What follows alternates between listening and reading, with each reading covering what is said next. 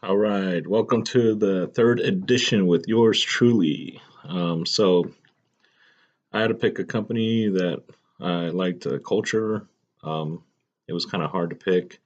I went to Facebook, Google, Microsoft, and Expedia Group, and was kind of taking a look at their different things as far as the culture there, what their visions were, um, and the benefits, because I believe the benefits was one of the things I really wanted to look at and really see what they had each to offer, because I think time away from work really helps with when you come back and how you handle your business when you get back and what kind of creativity you can bring after coming back from vacation. So I decided to pick the culture at Facebook because um, they have a lot of great benefits there. The snacks, of course. It took a little bit for me to find it out, the vacation package, but looking at their website, it seemed really vague, but I think it was straightforward, to be honest with you, because I was trying to look for something more um, like concrete, but it just said take the time off when you want. So I'm assuming that's like um, take the vacation days whenever you want, and it's unlimited. And that was one of the other reasons why I was looking at Expedia, was because they have a similar vacation package where you could just take off when you need it and as much as you want. So Facebook is the place I picked. Um, One of the things they stated was they're bold. Building great things means taking risks. Uh, the riskiest things is take no risk. In a world that's changing so quickly, guaranteed to fail if you don't take any risk.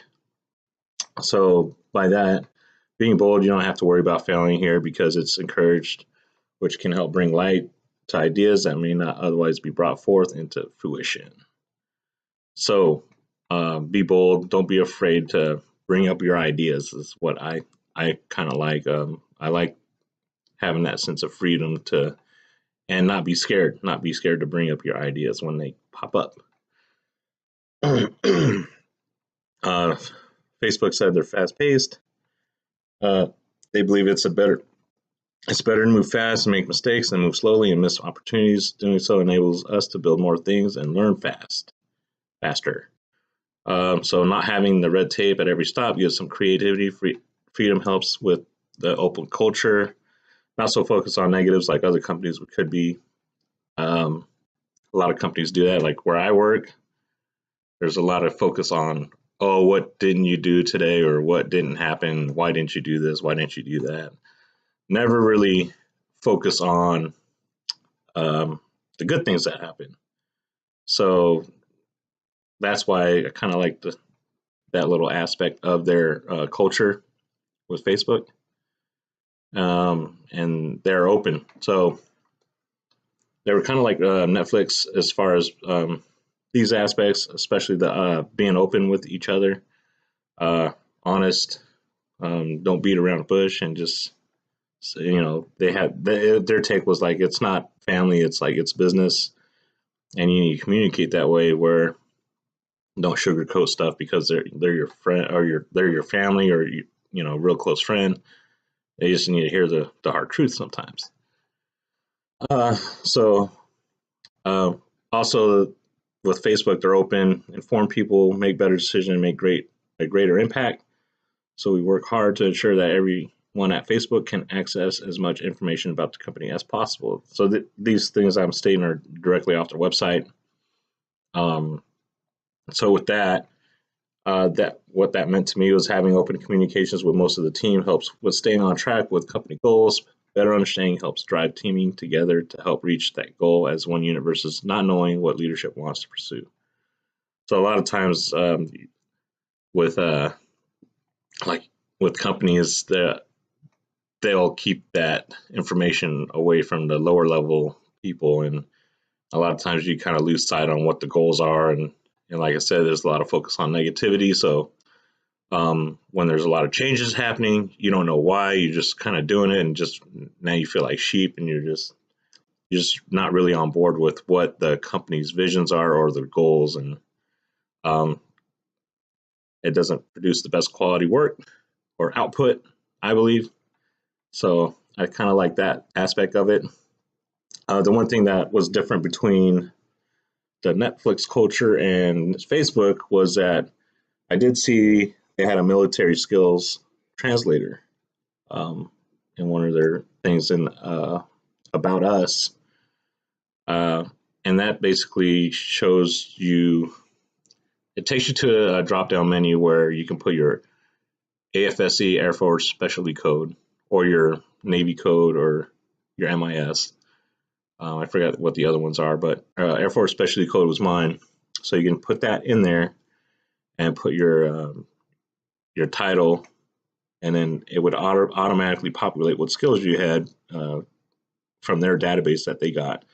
And I'm thinking that that's probably directly from the armed forces. Like they must have tagged up with each other and made a thing where it translates over to what kind of skills you had from the Air Force that can translate into to the skills that they need there at Facebook. So I did like that aspect with the veteran aspect of their company. They have a specific thing to include, make sure they're included. I didn't see anything on Netflix about that. It was a pretty big PowerPoint of 125 slides, and I don't think I've seen anything in there about it. I'm not saying that there isn't anything for veterans, but I didn't see anything when I skimmed over it and the website. So those were some of the things for the culture. Now for branding, so branding with me, the product would be obvious. The obvious one for me would be Apple iPhones, and products overall. They have a certain brand look to them that's sleek, same design, pretty much over the years. You automatically know what it is.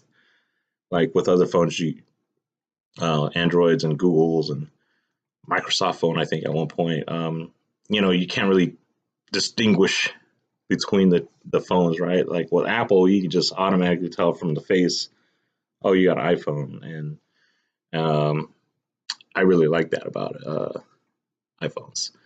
Also, setup, and it's the setup for the iPhone is really nice and it's user friendly. Like it's pretty straightforward. It doesn't got too many menus or too many things you can do to customize your phone. It's just like plug and play.